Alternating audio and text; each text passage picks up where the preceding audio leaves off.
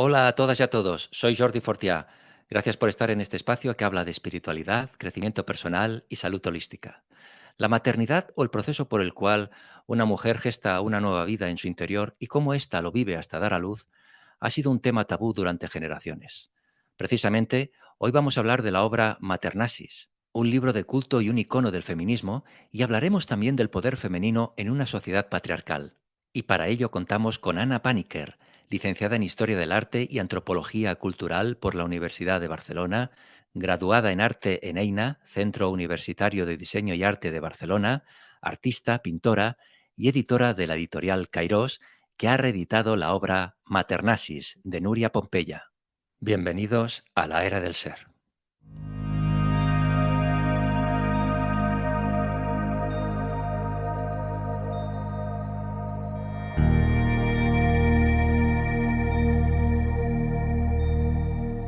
Anna Paniker, bienvenida a la era del ser. Bienvenida. Ay, bienvenido. Gracias por estar en este espacio que es el tuyo, Ana. Un privilegio, de verdad. Gracias, Jordi, a ti. Y enhorabuena por toda la labor que hacéis en la editorial Cairós, que durante generaciones estáis, yo diría, ayudando a la gente, ¿no?, a evolucionar en ámbitos como la filosofía, el crecimiento personal, las tradiciones ancestrales, bueno, el conocimiento interno, la espiritualidad. Enhorabuena de verdad por el trabajo que hacéis, tanto tú como tu hermano Agustín en la dirección de la editorial. Muchas gracias, Jordi. Sí, es un trabajo que inició mi padre, o sea que efectivamente somos la segunda generación y que después continuó Agustín y yo he estado más intermitentemente. Y ahora, desde que murió mi padre, me volví a incorporar en la editorial. Y una de mis labores, no como directora, porque la dirige Agustín, pero una de las labores que él me dijo, una de tus misiones será, eh, encontrar contenido de tipo más feminista, que ya tiene Editorial Cairós, ya fue muy pionera en los años 60 en publicar libros como Hablan las Women's Lips o, ahora no recuerdo, pero bastantes libros ya de feminismo. Uno de los libros importantes que editó el año 67 fue el libro de Maternasis, que es Sí, un libro de Nuria Pompeya, sí. nuestra madre, un libro que no tiene texto, solamente tiene dibujos. ¿Y por qué es un libro feminista o rompedor?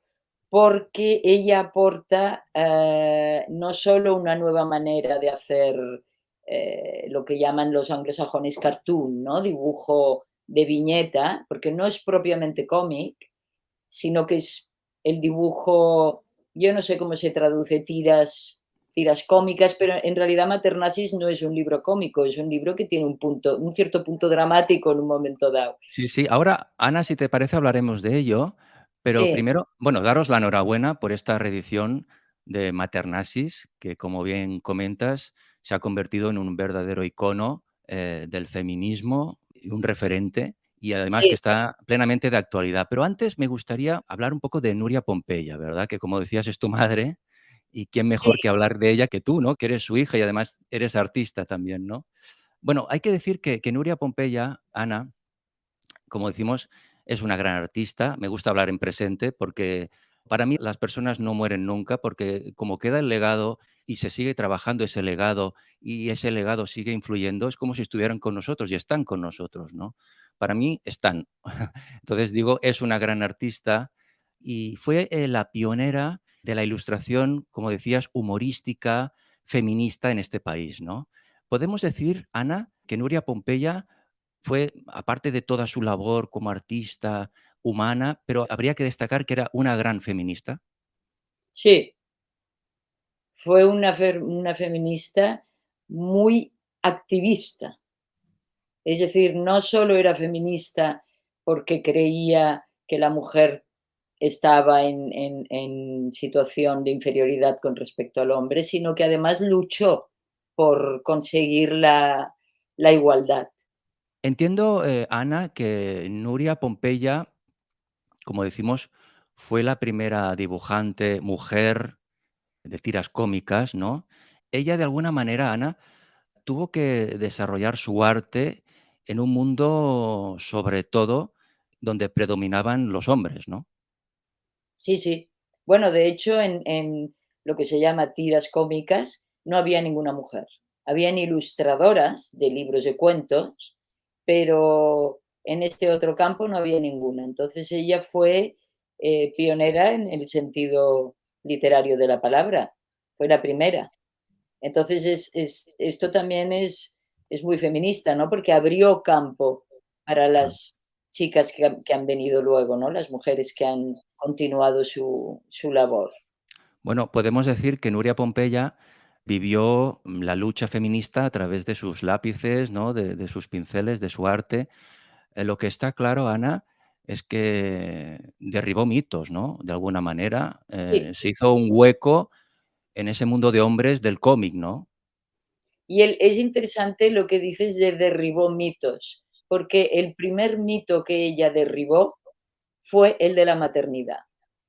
Con el libro Maternasis.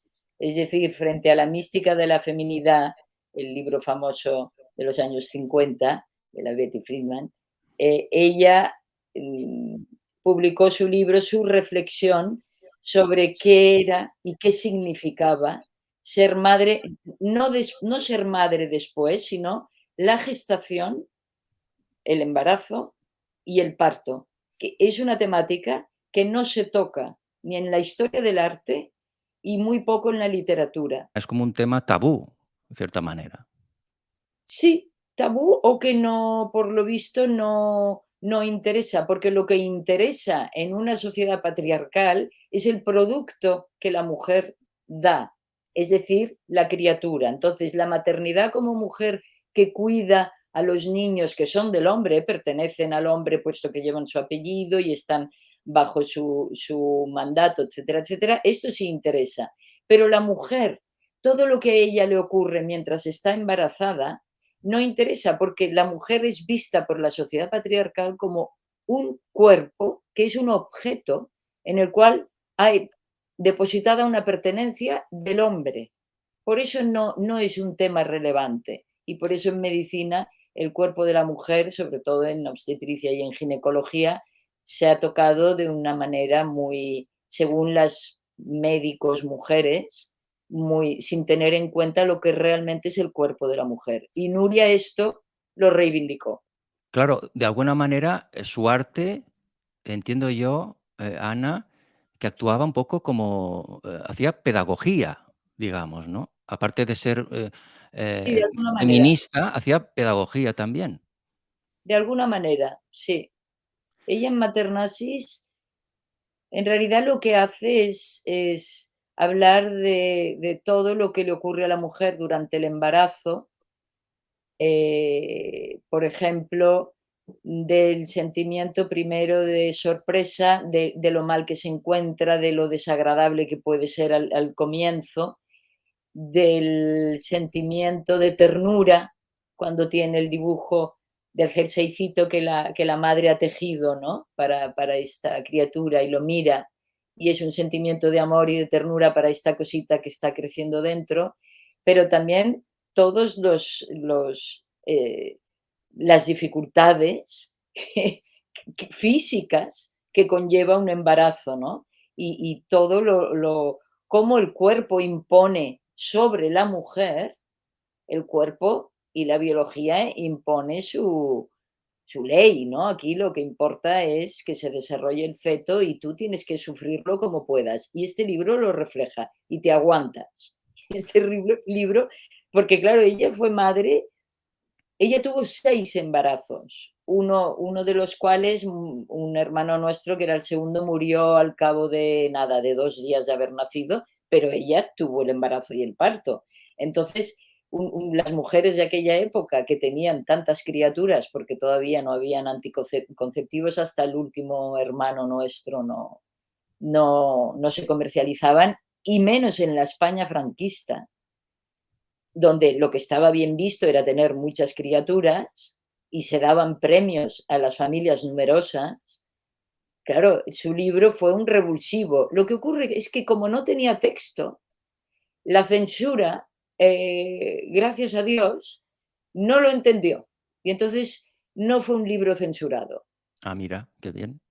Sí, Claro, claro, claro. Claro, se publicó, como bien dices, en 1967, hace ya 55 años, y ahora, vuestra editorial Kairos la ha reeditado, porque el tema está plenamente de actualidad, y además la figura de Nuria Pompeya se sigue investigando y se van a hacer exposiciones dentro de nada, me parece, ¿no? En este mes de abril.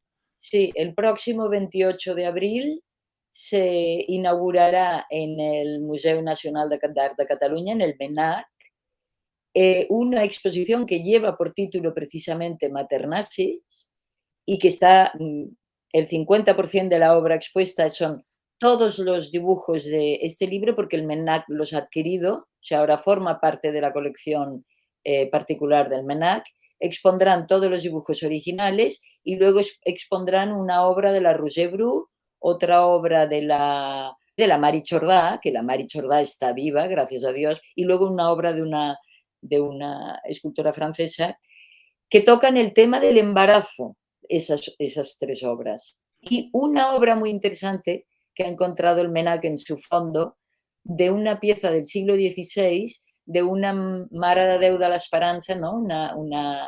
Una Virgen de la Esperanza, que está embarazada y tiene en su barriga muy bonito un sol con un personaje dentro. Y es muy interesante que se puedan ver todas las obras juntas tocando esta temática tan obviada en la historia del arte y en la historia de la cultura y la literatura y lo No, que iremos todos a ver la exposición, muy sí, interesante.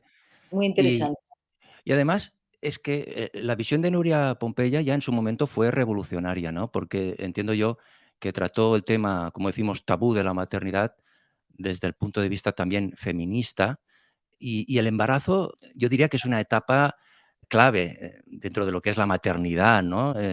Como decías, concierne íntimamente a la mujer y Exacto. tiene una dimensión hasta yo diría misteriosa, ¿no? Profunda, ¿no? Para Y, el hombre para el hombre seguro, porque claro, no ocurre en él, pero lo que te explica Nuria en Maternasis es que para la mujer también, claro, porque está ocurriendo algo en su cuerpo que ella no controla. claro, Ocurre claro, a través de ella, ¿no? Es decir, la biología, la vida, otros dirán Dios, cada uno le dará el origen que quiera, utiliza el cuerpo de la mujer para gestar, para que la vida se reproduzca a sí misma, ¿no? Entonces, para ella, me imagino que yo, porque he sido madre, pero muy tarde, con lo cual ya eres muy madura, pero cuando ella tuvo su primer hijo, me parece que tenía 22 años, para las chicas jóvenes te quedas un poco perpleja, porque tú tienes tu vida, eres muy activa, igual que cualquier chico, y de repente toda tu vida y tu cuerpo queda mm, sometido o paralizado por una circunstancia que la naturaleza ha hecho así. es Entonces, así. yo creo que ella también la mujer, el personaje de Maternasis, sale en prácticamente todos los dibujos tapándose la boca. Eso es lo que me llama la atención. Vamos a ver si te parece, vamos a poner en primer plano estas viñetas, ¿verdad? La primera, podemos ver a esta mujer cómo se tapa, como dices, es curioso, ¿no? Que en la mayoría de viñetas la mujer se tapa la boca, ¿no? Es un poco el Sí, reflejo de esos miedos, no sé, de la exacto. tristeza, de la angustia, incluso del dolor. Probablemente ya siente, porque las siguientes viñetas a esta que tú hablas ya es que corre a vomitar, o sea, ya nota que está ocurriendo algo extraño y la primera sensación no es de, ay, qué bien, qué maravilla, sino es qué horror que me está pasando, porque Claro, es desagradable estar mareado, ir a vomitar y todo esto. O sea, ella ahí ya introducía algo que estaba casi prohibido decir, porque se suponía que la maternidad era el colmo del cum laude de una mujer que se realizaba cuando estaba embarazada. Y ella lo tira por tierra esto, ¿no? Dice, así hombre, es. no, está muy bien tener hijos y tal, pero es un proceso doloroso y es un proceso complicado y que te trae muchas dificultades. Hemos escogido algunas ilustraciones para esta entrevista. Por ejemplo, la primera, como decíamos, vemos a la mujer sentada, ya con la mano en la boca, preocupada, ¿no? Está preocupada. Muy Eh, preocupante. en la segunda, la vemos con un vestidito. Sí, aquí es donde te decía yo antes que son los momentos de ternura, ¿no? Cuando la madre teje un jerseycito y además en su época todas las mujeres hacían punto y aprendían a hacer jerseys, o sea, esto es muy de los años 50, 60, teje el jerseycito para esta próxima vida, ¿no? Entonces ahí hay el amor entre algo que llevo dentro y lo que estoy haciendo, lo que le voy a dar a esta. Y como lo mira y piensa qué pequeñito es, ¿no? Qué cosita que hay que cuidar. Y este es una de, claro, hay horror como en la primera y hay amor y ternura como en la segunda. La siguiente viñeta ya vemos a la mujer que le cuesta incluso coger el bolso, ¿no? El proceso de gestación ya avanzado, ¿verdad? Sí, Y sí, también y también se tapa la boca, ¿no? sí, porque es el asombro de decir, pero ¿cómo? Oh, además, Nuria era mucho de taparse la boca. Era un gesto muy de ella, muy, muy de Nuria, lo hacía muchísimo. Y este gesto de decir, oh, y ahora no, no sé cómo sentarme, las cosas cotidianas, que esto era muy Nuria Pompeya también, los pequeños detalles de la vida cotidiana quedan todos alterados. ¿Por qué te ha crecido una barriga?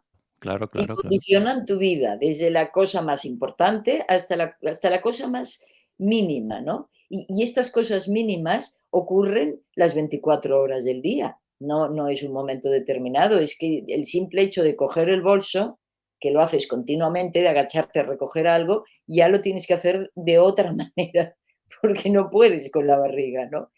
Y Claro. esto tiene su además aquí ya introduce el punto de vista cómico que tenía, este punto de vista humorista, ¿no? Claro, Nuria. porque ella también, utiliza la ironía, ¿no? Utiliza un sentido del humor propio, ¿no, Ana? Mucho. Sí, sí, esto la definió en todo su trabajo. Su punto de vista irónico y muy catalán, en el sentido de esta ironía muy fina que tiene el carácter catalán y muy del detalle, ¿no? Que se fijan en estas pequeñas cosas. Y era un rasgo muy característico de Nuria. En la siguiente viñeta, Ana, podemos ver a la mujer sentada y como una mano de un hombre que le toca la barriga, ¿no? La Sí, figura del aquí hombre. es muy interesante lo que el comisario de esta exposición del MENAC de Maternasis, que es Alex Mitrani, y él mismo me hizo un comentario acerca de esta ilustración muy interesante, porque como buen experto en la imagen, claro, en estudiar las imágenes, me dijo, es curioso porque la única aparición del hombre es una imagen es collage, es decir, no forma parte, no es el jerseycito que hemos visto antes que que ella aguanta delicadamente y hace referencia al niño, no. Eso es como una imagen muy intrusiva de algo Sí. muy externo. Además es un collage, o sea, no está dibujado, por lo tanto es todavía más externo al libro. Y además es una manga como de americana y manga de camisa muy, muy Claro, a mí lo que me llega, Ana, es mal. como la figura del hombre, ¿no? El control que ejerce el hombre sobre la mujer, ¿no? Exactamente, esto es lo que decía Alex. Esa mano está controlando la barriga, ¿no? La está tocando y además es la mano del patriarcado, es una mano formal con americana y con camisa, no es un brazo de un hombre diferente, no, no, es el poder establecido, ¿no? Y ella le dice, cuidado, y es un poco como le permite, pero ella está protegiendo a este ser, ¿no? Y es un poco como le hace con el dedo así como, cuidado, ves delicadamente, ¿no? Porque es una mano invasiva. Es interesante esta Es ilustración. interesante, claro, todo este arte lo expresa con su propio estilo Nuria Pompeya, ¿no? Que por lo que vemos, ¿no? No sé cómo tú lo definirías el estilo, pero se caracteriza por un trazo muy simple, estamos viendo, ¿no? Elemental, digamos, pero que Muy juega muy bien con los blancos, es a la vez transgresor, como estamos viendo, ¿no? Y manifiesta, pues, bueno, una suavidad amable, incluso sensual, ¿no? Es un sí, trabajo, digamos, eficaz, ¿no? Desde el punto de vista expresivo. súper eficaz, porque con el mínimo de trazos, ella expresa el máximo de contenido. Entonces ella yo creo que está muy en los años 60, estaba muy de moda en Estados Unidos, aquí no había llegado, pero ella lo conocía a través de nuestro padre, de Salvador Paniker, de su marido, lo que era la estética y la filosofía zen, en Ah, la cual hay en todo lo que es la pintura zen, hay mucho humor y hay esta necesidad de lo que tú has hablado, ¿no? De que con el mínimo, con la economía máxima de trazo se transmita un mayor contenido y una gran espontaneidad, que es el zen. Y ella era una persona muy espontánea de manera de ser, muchísimo, y intentó encontrar el trazo rápido y espontáneo que transmitiera la emoción directamente. Y esos claro. son sus dibujos. Aquí vemos toda la ternura, vemos, la incertidumbre, vemos Sí, bueno, el dolor, ¿no? El dolor, el miedo, ¿no? Vemos en la siguiente viñeta, Ana, la fórmula de la bomba atómica en la barriga, ¿no? De Einstein. exacto. Ella tiene esta serie dentro del libro muy interesante a nivel formal, cómo combina el collage y donde la mujer se pregunta: "¿Qué será mi hijo? ¿Qué llevo yo aquí dentro?", ¿no? Esta criatura, ¿será un genio como Einstein? O también hay una de un Beatle tocando, bueno, un Beatle, un cantante de rock o de pop tocando la guitarra, ¿será la siguiente? Me parece que tenemos 2 armas, como 2 contestar, metralletas. Sí, porque, claro, el horror de yo estoy engendrando vida, pero esta vida puede crear muerte, que esto es una dicotomía que yo tengo muy clara a nivel de, lo que la cultura patriarcal ha conllevado, ¿no? Una especie de dimorfismo. La cabeza femenina es la que crea la vida y la cuida, y la cabeza masculina es la que en un momento determinado la puede destruir, y lo estamos viendo ahora mismo en Ucrania, tristemente. sí, sí. O sea que esto la mujer se lo pregunta, ¿no? No, claro. Y además, en la siguiente viñeta vemos también el reloj que va marcha atrás, ¿no? Para que nazca el bebé, ¿no? Sí, una espera terrible que se ve a la mujer que ya se encuentra fatal, pobrecilla, porque son las contracciones. Claro. El sufrimiento de la mujer, lo que sufre la mujer para dar vida, ¿no? Para entregar con Es con la que generosidad de su cuerpo. Ana, ¿qué sería la humanidad sin la mujer? Es que, claro, el peso de la humanidad la ha llevado siempre la mujer, quien es la que gesta el proceso del embarazo, de la maternidad y La la que que da gesta, luz, ¿no? La que da luz, finalmente, ¿no? Este proceso doloroso muchas veces, ¿no? sí, ¿Qué sí, sería de la humanidad sin la mujer?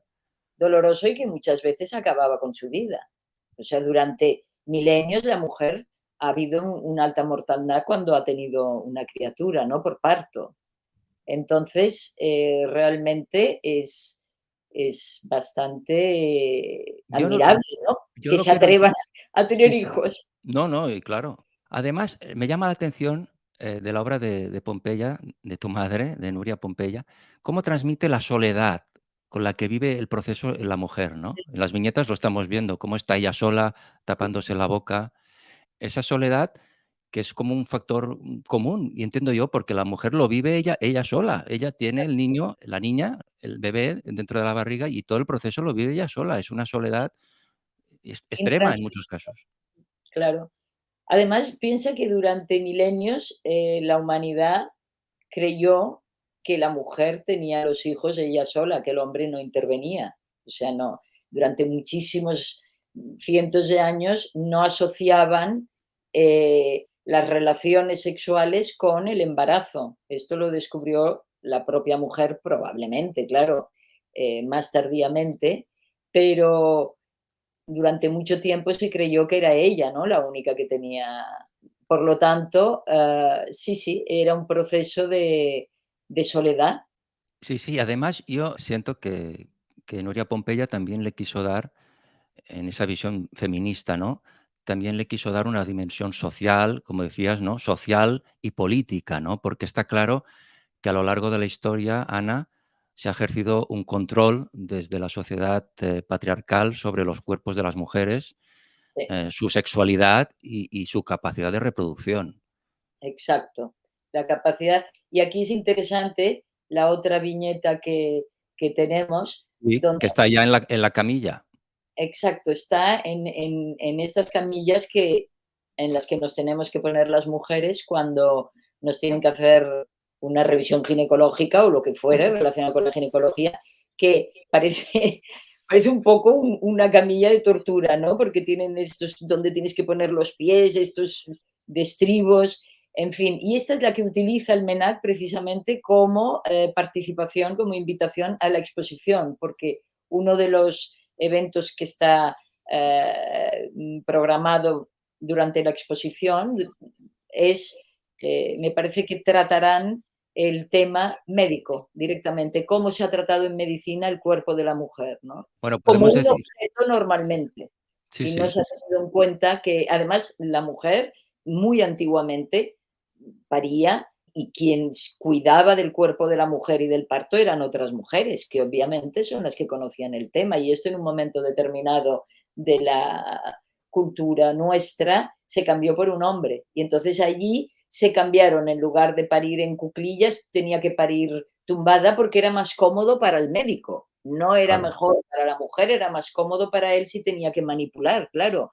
Entonces, todo se fue cambiando porque en ese momento ya eso era un objeto que servía para traer una vida, pero no se entendía lo que era realmente el proceso de maternidad, No, claro. no. La figura de la comadrona también. Esta es Eh, importantísima. y mi abuela, mira, ahora me has hecho recordar, Ana, mi abuela, parió en casa. Venía la Claro, comadrona a casa, no iban al hospital, no, venía a casa y parían sí, en la sí. habitación de casa. Nuria nació en casa también. Nuria Sí, sí, nació en sí, sí, casa porque en aquella época, pues, no se iba a los hospitales.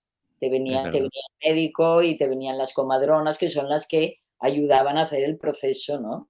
Entonces, todo este mundo de las mujeres que rodea la maternidad es un mundo del cual nos han desposeído de alguna manera.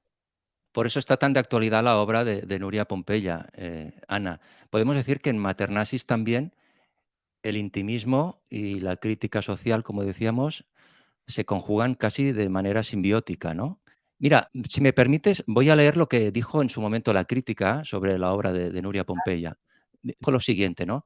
Nuria Pompeya rompe con ironía y sátira con los estereotipos tradicionales de la mujer y señala en forma de denuncia feminista los mecanismos sociales que hacen que la mujer acabe adoptando un rol sumiso, conformista y tutelado. Esto es así. Sí, sí, es tal cual. Y además, mira, me gustaría leer, si me lo permites, unas palabras que expresó la propia Nuria Pompeya en el catálogo de la exposición Papel de Mujeres en el año 1988 y dijo lo siguiente: las palabras nos condicionan, nos obligan a una expresión determinada y el entendimiento es previsible. Las imágenes, los dibujos, tienen diferentes lenguajes, interpretaciones varias y una mayor libertad de comunicación, de expresión o de aproximación.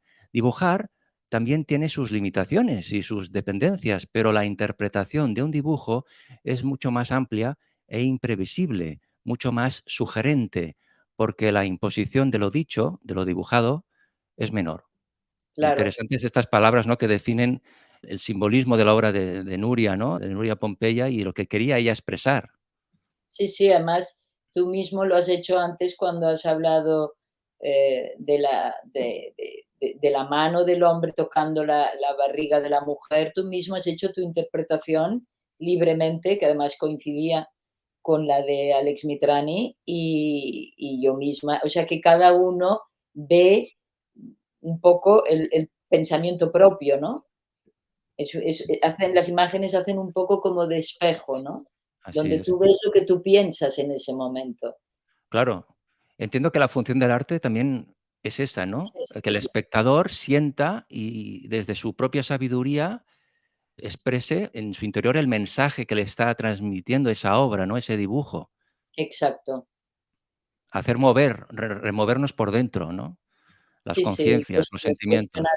sí, cuestionarte cosas, replanteártelas, reflexionar sobre ellas. Sí, sí, es la misión del arte, es aquello frase tan trillada de una imagen vale más que 1000 palabras, me sabe mal recurrir a ella, pero vale más en este sentido en el que decía Nuria y que tú has apuntado, ¿no? Podemos decir, Ana, que la obra de Nuria Pompeya, de alguna manera, significó en un momento muy concreto, ¿no?, de la historia de este país, como un despertar de conciencia, ¿no? Un despertar Sí, de conciencia feminista sí, que era muy sí. necesario y complicado, porque fue valiente Nuria Pompeya en ese momento abordar Sí, este tipo de temas, ¿y cómo lo hizo? fue muy bien, muy bueno, la primera edición de Maternasis salió en edición Pierre Tisné, que era francesa, y era un señor muy exquisito, y con él maquetó el libro, porque los dibujos son en blanco y negro, es decir, en negro, pero el papel con Tisné decidieron que pues, la primera fase sería en un color verde, la segunda en un color gris, la tercera en un color. El momento del parto es una página doble negra, donde no sale nada, luego ya vienen las páginas en color rosa, y este señor que era muy, bueno, era muy un señor francés muy refinado, y después lo recuperó Kairos, o sea que en realidad hizo una reedición aquí, como no había texto, era muy fácil, no había que traducir nada, y realmente, claro, era la España franquista. Entonces, eh, sí, ella fue muy atrevida. Ahí voy a romper una lanza en favor de su marido, Salvador Paniker, que era un señor que él se definía como feminista, no lo sé, no voy a entrar en estos detalles, pero sí es cierto que él la empujó mucho a que se autorrealizara a nivel profesional. Para él era muy importante que Nuria, además de ser madre y su mujer y todo esto, en realidad se desarrollara en una profesión, y la valoraba mucho. Le decía, tienes mucha riqueza dentro para expresar, tienes una gracia tremenda con tus dibujos y vale la pena que apostemos y yo te apoyo. O sea, ella no encontró un marido represor y en contra, sino que encontró al revés, un marido que para él esta parte, porque él valoraba a las mujeres, decían que eran las mejores interlocutoras que había tenido nunca, y su madre había sido una de sus interlocutoras, una mujer intelectual. Entonces, él tenía un concepto de la mujer alto, y por eso, porque Nuria, ella había querido estudiar, pero en su casa no le dejaron, porque su familia sí que era muy tradicional y su padre era profundamente conservador y no le dejó estudiar. Se hizo escuela Massana sí, pero estudiar arquitectura o algo que a ella, algo relacionado siempre con la imagen o con la forma, no volem nenas sabias a la familia, no queremos mujeres sabias en la familia. Y eso que su padre era un hombre que no era nada impositivo, ni dominante, ni nada, pero habían cosas que las tenía muy claras. Esto se puede y esto no se puede, no toca.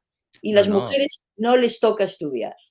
yo Y ella, mismo yo mismo, Ana, en mi familia, ¿no?, en generaciones anteriores, yo he oído, ¿no?, la mujer, el hombre tiene que ir a trabajar y la mujer tiene que ocuparse de tener limpia la casa, de cuidar los hijos, la comida, yo lo he llegado a oír, o sea que es algo y eres joven. tremendo, es tremendo, Sí. pero ha estado ahí, como tú dices, ¿no?, durante generaciones. Bueno, ha estado ahí Y durante miles de años, no, claro. al menos 3000, 2500 años segurísimo. Ahora te Es la voy a hacer sociedad patriarcal.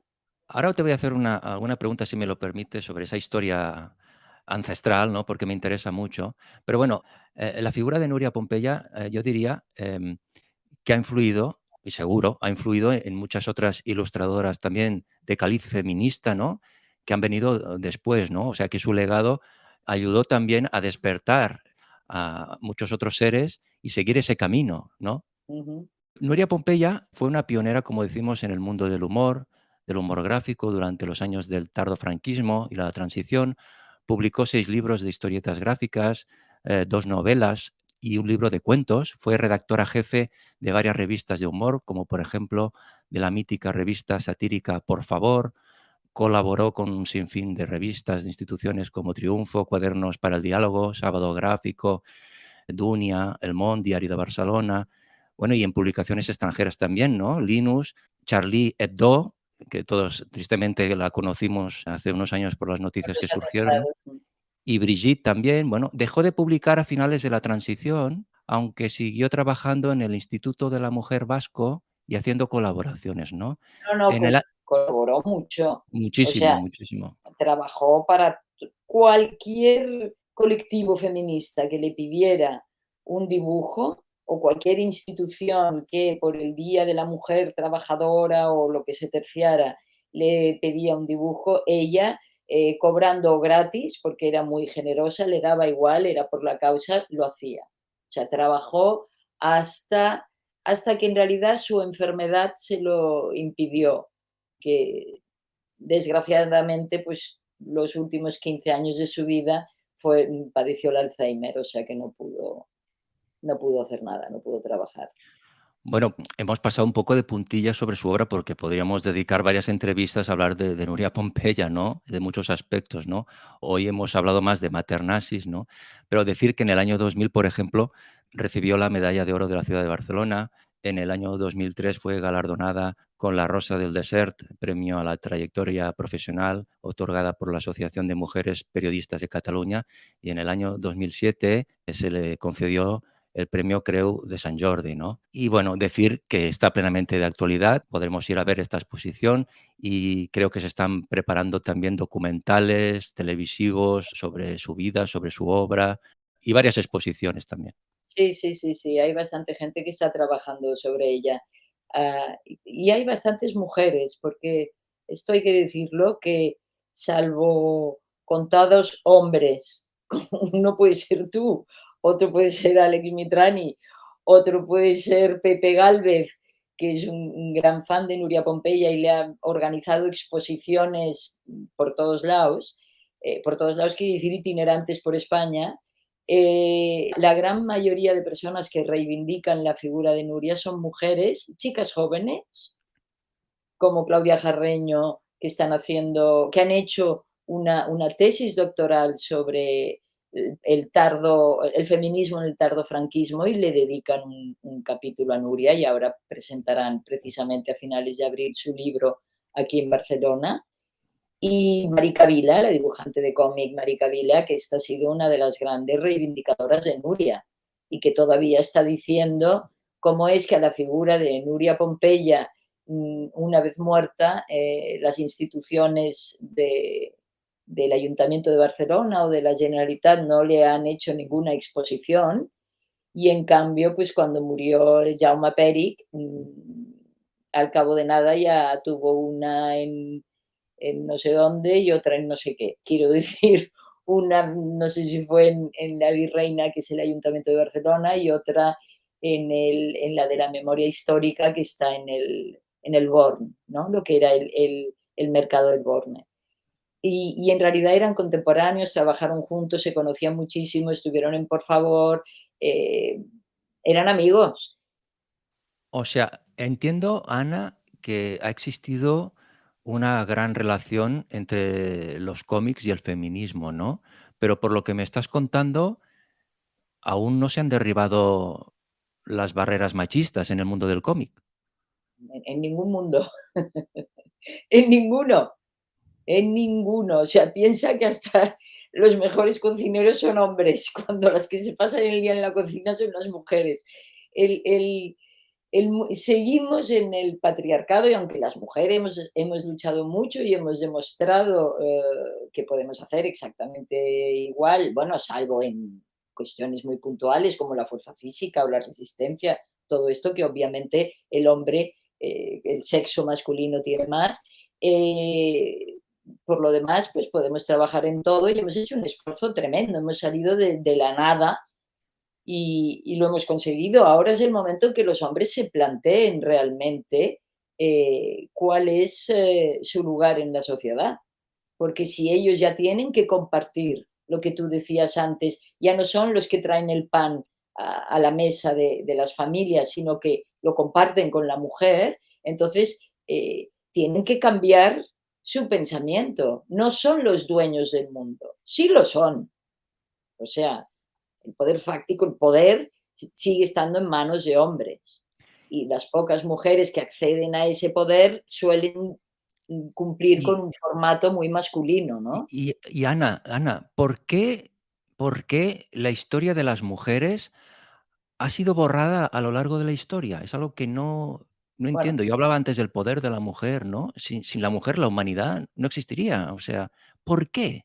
¿Por qué se ha borrado la historia de las mujeres? bueno, sin el hombre tampoco existiría. Claro, bueno, pero todos Claro, venimos de una mujer. venimos de una mujer fecundada por un hombre. Es que, claro, a mí lo que me gustaría, bueno, a mí, a todo el mundo, ¿no? Es que hubiera una relación cordial, un entente cordial entre los dos sexos, porque es absurdo el enfrentamiento. Nos podemos apoyar y enriquecer como debió ocurrir durante cientos y cientos de años, en cuanto el Homo sapiens se irguió, el Homo erectus se convirtió en Homo sapiens, se necesitaban los unos a los otros, ¿no? Y entonces Pero claro, mujeres la y importancia, yo lo que quiero destacar es la importancia de la mujer, no hombres, enfrentarse al hombre, no, no enfrentarnos, no, pero la importancia, ¿eh? La sí, importancia, porque todos venimos de una mujer. Claro, el hombre fecunda a la mujer, pero sin la mujer no, no no, hay obviamente nacimientos. no hay descendencia y Ento además, la criatura que llevas dentro la alimentas con tu sangre. O sea, realmente es una parte de tu cuerpo durante este proceso, o sea que obviamente es muy importante. Pero en un momento dado de la historia, eh, esto se ha estudiado bastante y existen libros muy interesantes, por cierto, uno de los cuales hemos rescatado en Editorial Cairós y que yo sí, me porque empeñé y Agustín dijo, vale, perfecto, rescátalo y edítalo, pero hazle un prólogo porque es un libro del año 76 y tienes que explicar, tienes que justificar, porque claro, es un libro que tiene 100 permíteme años. permíteme, Ana, porque quería decir que con tu trabajo como editora en Cairós, ¿no?, estás ayudando, entiendo yo, a recuperar esa historia de las mujeres, ¿no? Porque en los últimos años has activado una serie de publicaciones de diferentes autoras que tocan esa cuestión de género, ¿no? Precisamente ahora, como decías, en este pasado año 2021 prologaste el libro Cuando Dios era mujer, de la escultora e historiadora neoyorquina Merlin Stone, una autora que fue pionera en cuestiones de mitología y género. Ujú. En este sentido, Merlin Stone, Ana, no idealiza las culturas matriarcales, pero sí que corta un poco con los estereotipos femeninos que la sociedad patriarcal ha impuesto a lo largo de los años, ¿no? Exacto. O sea, ella se encarga, es muy interesante porque como ella no pertenecía al mundo académico de los historiadores o de los arqueólogos, tuvo la libertad de realmente bucear y encontrar el material y la información necesaria, porque en el campo académico, si tienes un señor que te está dirigiendo una tesis o una tesina, eh, probablemente te dirija hacia una serie de datos y te elimine o diga que no son importantes otros. Y ella tuvo la libertad de decir, ¿cómo que no son importantes? Son importantísimos. Es decir, si en la épica del poema épico de Gilgamesh, que es un poema profundamente machista o digamos ya muy patriarcal, pero allí mismo se cita que el escriba de los dioses no es un dios, sino que es una escriba mujer, es una diosa, se dan bastantes datos conforme que probablemente la escritura la descubrieran las mujeres. ¿Por qué? Porque las mujeres en las sociedades, al menos de la cuenca mediterránea, que adoraban a una diosa, cuando Dios era mujer, ¿no? De ahí el título, ellas administraban el templo de esta diosa y en el templo se almacenaba y se recogían el grano y bueno, todos los goods, ¿no? Que dicen en inglés, de una sociedad determinada, de una ciudad determinada, ¿no? O de una población. Entonces, ¿qué ocurre? Que, ¿por qué lo hacen las mujeres? Porque las mujeres son las que tienen hijos. Entonces, en las mujeres, en las sociedades matrilineales, la línea de la madre, que es la segura, porque todos saben que ese hijo ha nacido de esa madre, es la que manda. Por lo tanto, es la que transmite las tierras o las riquezas y el nombre. Entonces, estas sociedades matrilineales tenían sus diosas, tenían sus templos y administraban. Y para administrar necesitaban de la escritura, porque los primeros registros que se han encontrado en la escritura cuneiforme son tabletas, tablillas de arcilla, donde lo que hay es un recuento de lo que había en el almacén del templo, ¿no? ¿Por qué a la mujer se la ha separado de todo lo que ella aportó a la cultura?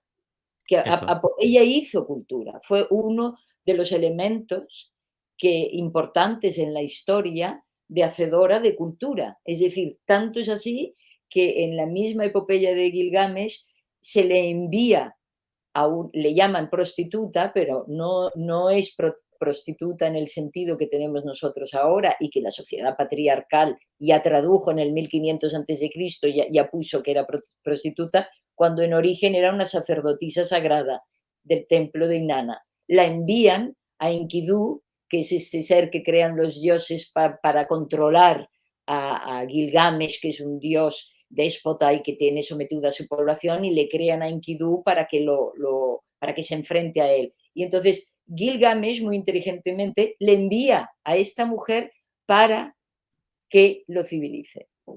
Y ella, haciendo el amor con esta bestia salvaje, lo convierte en un ser humano. Es decir, es muy interesante cómo es la mujer la civilizadora, la que claro. aporta la humanidad, lo que somos nosotros propiamente, ¿no? Todo esto lo que estás explicando es muy interesante, ¿no? Es muy interesante, Mucha sí. gente que nos esté escuchando ahora, nos esté viendo, gente joven, ¿no? Estos datos probablemente no lo sepan, ¿no? Y es que es muy importante decir que en muchas culturas antiguas del Mediterráneo, como estás contando, y del Oriente Medio, Dios fue femenino durante siglos. O sea, Dios era mujer en esas culturas antiguas. Y como explica Merlin Stone, no solamente la diosa era una diosa de la fecundidad, que esto sí que lo aceptaban todos los arqueólogos e historiadores del momento, sino que también eran diosas de la guerra, diosas de la escritura, diosas lo que se llaman las diosas del cielo, ¿no? Uránicas, relacionadas con cuestiones que no tienen que ver solamente con la reproducción, es decir, diosas de la cultura. Y, Ana, ¿cómo desapareció de la historia esta diosa poderosa y fuente de vida? ¿Qué Bueno, qué esto es ocurrió? un proceso paulatino, no ocurre de golpe, pero cuando las sociedades nómadas probablemente venidas de las estepas centroeuropeas van fusionándose, invadiendo o fusionándose de una manera más pacífica con estas sociedades establecidas, van imponiendo sus dioses, que son masculinos, suelen ser más destructores, y luego acaban sometiendo a la mujer, porque la mujer tiene poder. Esto está muy claro porque lo ves en las leyes antiguas. Es decir, ¿por qué hay tantas leyes de repente en la historia que se nos ha legado escrita relacionadas con el sometimiento de la mujer?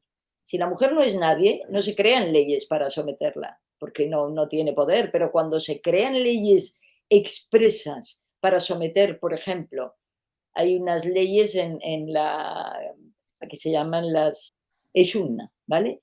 Allí se establece que una mujer no hay pena por adulterio, no existe. Hombres y mujeres pueden mantener las relaciones que quieran, ¿vale? 500 años más tarde, con las leyes asirias y sobre todo las leyes del pueblo judío de Israel, ya si una mujer, por ejemplo, si una mujer es violada en el tiempo de la diosa, el violador tiene pena de muerte. 500 años más tarde, si una mujer es violada, el marido o hermano de la mujer violada tiene derecho, o padre, perdón, tiene derecho a violar a la hermana, mujer o hija del violador. O sea, aquí ya vemos como la culpa migra del violador hombre a los objetos femeninos que tiene alrededor, sean su mujer, su madre, su hermana. Y ellas van a sufrir el castigo, no lo va a sufrir él. O sea, es muy interesante ver el proceso de las leyes antiguas, ¿no? Y allí te das cuenta que por qué penalizan el cuerpo de la mujer, por qué en un momento dado la sociedad de los israelíes dicen, incluso llegan a decir, la mujer violada debe ser muerta, hay que matarla. ¿Por qué? Porque el producto que va a tener no sabemos si es hijo mío o es hijo de otro. Y como lo que nos interesa es que a mí me interesa conocer los hijos que me pertenecen a mí, esto ya es ley patriarcal, son hijos del padre y no de la madre, en el momento en que hay dudas de quién puede ser el hijo, mejor muerto el perro, muerta la rabia. Eliminemos a esta mujer y ya iremos a por otra criatura con otra mujer. Entonces está muy claro que en ese momento se produce la apropiación del cuerpo de la mujer porque el hombre se apropia de los hijos, que antes pertenecían a la madre, pero no a la madre literalmente en el sentido de un matriarcado, sino que normalmente en las sociedades matrilineales, ¿vale? La importante es la madre, pero muchas veces quien impone la ley es el hermano de la madre. No es el padre, pero es el hermano, porque los bienes están dentro de ese clan, de esa tribu o de esa sociedad. Entonces, bueno, es interesante este libro Muy porque interesante. Bueno, sí, de hecho, Ana, ¿consideras que tanto cuando Dios era mujer, como una obra anterior, como es El resurgir de Antígona, de la helenista norteamericana Helen Morales, son aportaciones serias y a la vez divulgativas, en especial para unas generaciones jóvenes que yo diría que han conseguido una nueva oleada de feminismo, ¿no? No obstante, Ana, ¿consideras que la gente joven, las generaciones de hoy, les falta un conocimiento, básico, de cultura clásica, de historia del arte, de la mitología, como hablábamos ahora de Gilgamesh, eh, o incluso de las religiones también? ¿Hay falta de conocimiento de ese tipo en la gente joven de hoy? no saben nada, No saben nada. Bueno, nada, son unos ignorantes absolutos. Entonces, yo creo que el otro día en una charla muy interesante con unas mujeres que me llamaron en Tellá, eh, le- se me ocurrió una metáfora, ¿no? Y la metáfora era una mujer que tenía que, siendo jovencita, tiene una criatura y como es soltera, en el lugar donde, en el hospital, se la quitan, le dicen que está muerta, con el consentimiento de sus padres, claro, y así se ha acabado el problema. Y esta criatura crece en un orfanato donde se le castiga, se le dice que es hija de Eva, que encarna el mal de la humanidad, heredera de Pandora, que nos trae todos los problemas, es decir, hay una lectura o hay una información que se le da a ella conforme por el simple hecho de haber nacido mujer es pecadora y es un problema. Entonces esta mujer crece con una autoestima muy baja, obviamente, y en este especie de relato que me inventé, cuento que en un momento dado porque ella misma va a tener una criatura en el hospital donde la tiene, hay una antigua enfermera que le dice, yo sé quién era tu madre y puedes investigar y encontrarla. La encuentra, va a verla y ve que su madre vive en una casa maravillosa con unos jardines preciosos, rodeada de huertos, de árboles frutales, de animales, pero que tiene un hijo que no quiere que la reconozca ella porque no quiere compartir con ella esta herencia maravillosa de la madre. Entonces, esta mujer tiene que luchar por recuperar su herencia y esto es lo que tenemos que hacer las mujeres, recuperar de dónde venimos, quién era nuestra madre en la historia, ¿no? Que poseía una maravillosa casa y un maravilloso jardín, que es nuestro pasado y nuestra historia, y que nos han ido eliminando, borrando, tapando, hasta que nos hemos creído que nosotras en la historia prácticamente no hemos formado parte de ella, no hemos contribuido de ninguna manera. Y esto es una información muy errónea que va en contra de tu seguridad, porque el famoso síndrome de impostura, del impostor, que sufren hombres y mujeres, pero el 90% son mujeres, que se creen que por más mejor que hagan su trabajo, en el fondo no se sienten merecedoras de tal. ¿Por qué? Porque en el fondo hay una inseguridad. Este mundo es el mundo de los hombres y no lo hemos creado nosotras. No es verdad, nosotras hemos contribuido y tenemos tanto o más derecho que cualquier hombre a formar parte de este mundo, a trabajar en él y a recibir la misma retribución que ellos. Bueno, retribución según lo valgas. claro. Entonces, yo creo que publicar estos libros, lo que yo he intentado hacer es, sobre todo el de Antígona, el resurgir de Antígona, va muy dirigido para las jóvenes. Les explica muy bien cómo en la mitología clásica, ahí solo es la clásica, griega y romana, cómo se aparece reflejada la figura de la mujer, ¿no?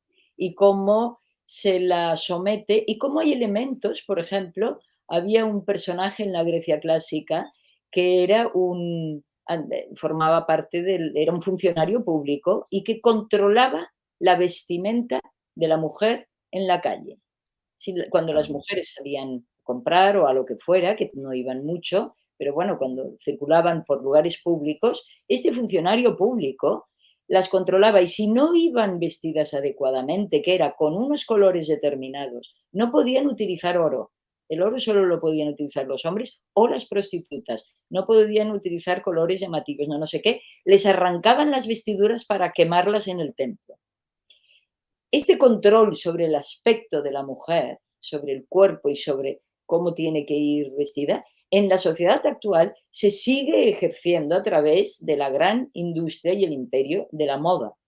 Y ahí las grandes enfermedades como la anorexia y la bulimia y todos estos problemas relacionados con el cuerpo de la mujer, ¿no? Que ahora empiezan a sufrir algunos hombres porque también empiezan a contagiarse de esta enfermedad cultural, enfermedad social, que es la imagen del cuerpo, ¿no? la cultura de la imagen, de mirar hacia afuera en vez de mirarnos hacia adentro, ¿no? Mirar afuera, aparentar, llevar una máscara y no mirarnos hacia adentro, ¿no? Quiénes somos realmente, ¿no? Sí, sí. Bueno, Ana, en vuestra editorial, siempre habéis, trabajado mucho, en la editorial Kairos, las relaciones entre Oriente y Occidente, ¿no? En Ujú, dar a conocer y expandir, bueno, como decíamos antes, la cultura, la espiritualidad y la filosofía oriental en Europa y en el mundo, ¿no? ujú. Entiendo yo que toda esa cultura, todo ese arte, ¿no? Toda esa filosofía ha formado parte de ti desde que eras pequeña, ¿no? Sí, sí, sí, bueno, claro, me he criado en ese ambiente porque mi abuelo era indio. Entonces, la relación con Oriente ha sido una relación natural. Y sí, y además, tanto mi padre como su hermano mayor, mi tío Raymond Panikkar, pues, fueron personas que trabajaron para transmitir lo que eran la filosofía oriental, ¿no? Tú eres artista, eres pintora, aparte de Ujú. editora, ¿no? En este mundo del arte de hoy, podemos decir también, al igual que en el del cómic, que es predominantemente de hombres aún hoy en día. Bueno, no lo es tanto como lo había sido hasta hace 40 años o sí, 30 o 40, pero sí, todavía lo sigue siendo. ¿Y tú te has sentido alguna vez, cómo sería la palabra, humillada, por el hecho de ser mujer? ¿Alguna vez? Muchísimas veces, muchísimas veces. Es decir, yo fui educada, por una feminista y por un señor que se consideraba feminista, y fuimos educados hermanos y hermanas de la misma manera. Y además yo veía que mi madre, pues, luchaba por esta temática y claro, crecí en un ambiente muy igualitario, y yo creí que el mundo había avanzado. Y para mí, cuando fui una jovencita de 22 años o así, que es cuando ya sales al mundo propiamente y tienes que defenderte, que yo no había desarrollado armas para enfrentarme a un mundo patriarcal y profundamente machista. No las tenía, porque no habían necesitado desarrollarlas y porque creí que no eran necesarias, que ya habíamos alcanzado un nivel, vamos, de igualdad y de consideración muy civilizado. Y mi gran bofetón en la vida fue salir y darme cuenta que no. Y claro, como eres joven, al principio te piensas que son cuestiones personales contigo, que son reacciones que tienen los hombres, eh, pero que no les gusta algo tuyo, que algo estás haciendo mal, o te indignas y piensas que es una injusticia contigo, hasta que te das cuenta que no es contigo personalmente, sino que es con el colectivo de las mujeres. Y esto cuesta, pero al final tienes que aceptarlo y Y decir, entiendo yo, Ana, que hiciste un trabajo, digamos, interior para enfrentarte a toda esta sociedad patriarcal, ¿no? En ese momento que tú ahora me cuentas, ¿no? Que saliste al mundo y que te encontraste con todo esto, con todo este sistema, sí, hiciste un quizás trabajo interior. quizás sea la única ventaja, por llamarlo así, que tienen las mujeres frente a los hombres, que es que como han sido, insistentemente y continuamente humilladas, eh, les es más fácil hacer un proceso interior de humildad, de cuestionar su propio ego, de darle la vuelta, de trabajar en las cosas desde otro punto de vista. Eh, es decir, a los hombres se les dirige para triunfar y las mujeres podemos darnos cuenta de que lo interesante no es el triunfo personal, sino que lo interesante es que triunfe lo que tú, en lo que tú crees y lo que estás haciendo, ¿no? Entonces es la única ventaja que es como la vejez, ¿no? Que la única ventaja que tiene la vejez, que te despoja de todo, es que te libera, en realidad. No tienes que estar, dices, bueno, ahora yo ya no estoy en la palestra, ya no tengo que estar pendiente de si estoy bien, si estoy mal, si digo lo correcto o lo incorrecto, porque como nadie te mira ni te dice nada, entonces ganas una tremenda libertad. Y en realidad, pues las mujeres frente a los hombres, en realidad disponemos a cierto nivel, sobre todo para trabajar, como tú dices interiormente, de mayor libertad. Pero claro, entiendo yo que los hombres también tienen ahora, ¿no? Hemos hecho avances, ¿no? Hemos visto ahora, bueno, se habla de una tercera ola de feminista o cuarta ola, pero la lucha sigue allí. O sea, seguimos, como tú bien dices, en una sociedad en muchos aspectos patriarcal, ¿no? ¿Qué trabajo deben hacer, desde tu punto de vista, qué trabajo deben hacer los hombres de hoy para que la igualdad de género sea una realidad? Tú hablabas Bueno, del trabajo interior, que habéis hecho muchas mujeres, pero ¿y los hombres? ¿Qué yo creo trabajo tienen que hacer? que es un problema de poder, el poder, que el poder atrae, erotiza y es la gran finalidad del hombre y de la cultura patriarcal, ejercer el poder sobre, para explotar y sacar un rendimiento de rédito de lo que es explotado, ¿no? Entonces, hay que cambiar este concepto, o al menos esta idea de trabajar y de dirigirse, solamente a la meta de finalidad de ejercer el poder. Ese es el trabajo que tienen que realizar los hombres de, digamos, de desenganchar la idea de masculinidad de la idea de poder y sometimiento. Y entonces quizás, temas como la violencia de género puedan remitir, eh, el mismo concepto de guerra pueda cambiarse. Yo no digo que no sigan, Quizá que continúen los enfrentamientos, pero puedan cambiar. quizá, Ana, muchos hombres deberían fijarse o estudiar, pues, muchas, tradiciones espirituales ancestrales, donde había una simbiosis entre lo masculino y lo femenino, ¿no? Como Por comentábamos ejemplo, antes. muy interesante esto, sí, sí. Pero claro, el hombre tiene que estar dispuesto a renunciar al papel que ha estado ejerciendo hasta ahora, que es papel de es estoy en la cumbre en la cúspide de la jerarquía, por lo tanto yo mando, domino y someto.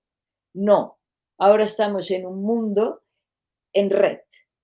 Esta idea jerárquica de que unos están arriba y otros están abajo, que continúa funcionando, y el señor Putin es el máximo de la jerarquía y dice que va a haber una guerra y va a bombardear, y con ese bombardeo le da igual si se carga a 10.000 personas como a 1.000, como a 2, es igual. Esto es lo que ha de cambiar. Si estamos en red conectados, como solemos estar las mujeres, porque al no ejercer el poder nos ha sido muy fácil esta comunicación en red y porque probablemente incluso hay otro libro que lo explica en Editorial Cairós que se llama Mosaico de Género, que es una neurocientífica que habla del cerebro masculino y del cerebro femenino y destruye ese mito. No existe un cerebro, sí existe un cerebro propiamente muy masculinizado, muy feminizado, pero el 99% de la población está en el sesgo de en medio, donde continuamente tenemos intercambios y tenemos cerebros masculinos o femeninos, ambos. Entonces, ahí es donde el hombre tiene que hacer el esfuerzo y mm, entrar en este mundo de conexión en red y de no soy más importante yo que tú para someterte y sacar un producto de ti, una explotación, sino que me voy a conectar contigo y seas lo importante que seas entre todos por la comunicación, por compartir la comunicación, por trabajar juntos, por esta actitud de compartir, que tiene que ver con un crecimiento interior, por supuesto, lo que tú has apuntado, porque Claro, has de trabajar por dentro para aceptar esto, ¿no? Podamos hacer un mundo mejor, claro, llegar a la era del ser, como es el título de este programa, ¿no? llegar a Es la el era del título. ser. Claro, claro, claro. Me está encantando hablar contigo, conversar contigo, Ana Paniker. La verdad es que estoy aprendiendo mucho. Ana, me gustaría acabar esta entrevista haciéndote también hablar de la maternidad, pero cómo tú lo has vivido, ¿no? Para ti ser madre, ¿qué ha significado en tu vida? ¿Qué ha significado para ti ser la maternidad, ser madre? Uf. ¿Qué ha Podríamos cambiado? Ha cambiado cosas de, bueno, lógicamente ha cambiado muchas cosas, ¿no?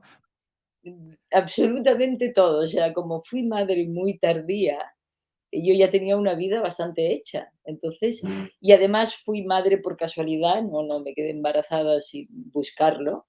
Realmente mi vida dio un vuelco total y no solo dio un vuelco en la vida práctica y posterior, sino que dio un vuelco, yo me di cuenta de que cosas que yo consideraba muy importantes eh, no lo eran tanto. Es decir, convertirme en una gran artista o en una gran lo que fuere, y ahora no estoy haciendo mística de la maternidad, pero son cosas que te ocurren. O sea, de pronto el proteger una vida es mucho más importante que el conseguir un trabajo. A no ser que tengas que conseguir el trabajo para proteger la vida. Pero que hay prioridades. Y lo que me cambió la maternidad a mí fueron las prioridades de mi vida. Porque la vida es más importante que el resto de las cosas. Y entonces ahí sí que me cambió todo. Y tuve que hacer muchas concesiones que yo no hubiera hecho y que eran concesiones, como si dijeran, que afectaban a la parte más masculina de mi vida, interiormente hablando, ¿no? De autorrealización profesional, porque allí te machacan, o sea, la mujer embarazada y la mujer que cuida a su criatura está en inferioridad de condiciones con respecto a cualquier otro trabajador, ¿no? Hombre o mujer que no tiene hijos y que no es madre. Y este es otro trauma social que tenemos y que no se ha resuelto y que es un problema grave porque vamos a Es así. sociedades de población anciana. Porque claro, yo comprendo que las niñas de hoy en día no quieran tener hijos, porque es que representa renunciar a su autorrealización profesional. Tienes que pagar un precio muy alto y una humillación y un etcétera, etcétera, etcétera. Entonces, eh, sí, sí, yo todo esto lo viví y lo pasé muy mal en determinados momentos por lo que significaba, pero por otro lado se me abrió un campo y una manera de ver el mundo que como yo escribí en un momento determinado, porque hacía un diario, dije, de pronto las cosas se organizaron, se autoorganizaron. No fui yo la que decidí qué es lo que es o no importante, sino que mi cuerpo, la naturaleza, la biología, la especie humana decidía las cosas por mí, ¿no? es una experiencia transpersonal que la editorial Kairos tiene una larga colección de psicología transpersonal muy interesante. Yo me quedé muy, muy sorprendida. O sea, volvemos a la mujer con la mano en la boca de sorpresa del maternasis, porque realmente te cambia la vida. claro. Y tu trabajo como artista, Ana, de alguna manera ha sido también un camino, de transformación personal? No lo sé. Esto es un tema que yo he reflexionado mucho sobre temáticas, sobre literatura, sobre filosofía, sobre arte, sobre todo, pero nunca he reflexionado, o sea, he reflexionado muy poco sobre mi propia creatividad, porque yo allí estoy libre. No pienso, no juzgo, simplemente hago, creo, pinto y la pintura o el acto creativo tiene su propia manera tiene su camino trazado. Es como la maternidad, tiene su camino trazado y el embrión irá creciendo dentro de ti. Y el acto creativo es parecido en esto, irá creciendo dentro de ti. Pero tú no tienes que, hombre, sí, estás ahí en un momento determinado porque haces de medium y dices, pues no, esto más a la derecha no se equilibra, o sobra amarillo o falta azul, no lo sé. Esto lo haces, pero en realidad lo haces un poco, ocurre a través tuyo, ¿no? Es un poco como la maternidad, tú ya intentas hacerlo bien y alimentarte bien y respirar y lo que fuere, pero ocurre a través tuyo. Tú aportas tu sangre, tu alimento, como en la creatividad artística, pero no reflexionas en el sentido riguroso que tú me estás preguntando de la palabra, ¿no? Tiene Entonces, no lo tiene sé. pero tiene algo de, no sé, para un artista expresar, ¿no? Crear, una obra, tiene algo también de como de sanador, ¿no? Es muy Estás terapéutico, ajá, para mí es profundamente terapéutico, es decir, yo tengo que hacerlo. Luego lo que ocurrirá con lo que yo hago, como soy mujer y he sido humillada múltiples veces, me es secundario, pero me es necesario, el acto de pintar. Lo necesito, no solo por lo que pueda expresar, sino porque el acto en sí, en el momento en que tú estás pintando o trabajando con las manos, piensas de una manera diferente. El cerebro es más meditativo, no está, claro. ¿me entiendes? Está pensando en cosas más objetivas en el sentido de esto falta, esto sobra, que hay que equilibrar así, Entras hay que equilibrar asá. Ana, yo entiendo que los artistas entráis como en un canal, ¿no? Donde las preocupaciones mentales, quedan al margen, ¿no? Y fluís con la creatividad y con vuestros sentimientos a la hora de plasmar eso en una obra. Sí, sí, en mi caso personal al menos esto es lo que ocurre. Y Ana, para acabar, para finalizar, según tu punto de vista, ¿un artista nace artista o se crea artista a lo largo de la vida? Uno tiene que nacer con, con, no sé, con ciertos elementos en el interior, en los genes, o un artista también se puede crear a lo largo de la vida. ¿Cuál es tu Bueno, yo opinión? creo que son necesarios ambos aspectos. Es decir, si tú naces con una capacidad y no la desarrollas, no harás nada. Y si trabajas mucho en algo para lo que no estás dotado, pues tampoco harás gran cosa. Entonces, eh, como siempre, es una combinación, las cosas se hacen por combinación, ¿no? De varios elementos. Claro, Entonces, sí, yo es verdad que nací probablemente por mi madre, por herencia, con una capacidad para el dibujo, porque de pequeñita solo estaba todo el día dibujando, dibujando, dibujando, para mí era un elemento determinante. Yo tenía una hermana que ella no, para ella no.